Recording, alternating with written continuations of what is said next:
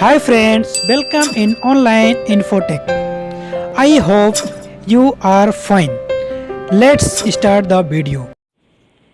तो चलिए फ्रेंड्स जानते हैं श्रद्धा नाम का मतलब हिंदी में। श्रद्धा नाम के इंग्लिश में स्पेलिंग है SHRADDHA। श्रद्धा ये लड़कियों का नाम है। ये नाम शुरू होता है अक्षर श से। उस नाम के कुल अक्षर 3 हैं। इस नाम का मूल हिंदी भाषा से है। इस नाम का धर्म हिंदू है। इस नाम का अर्थ पूजा और विश्वास है। इस नाम का लकी नंबर 9 है।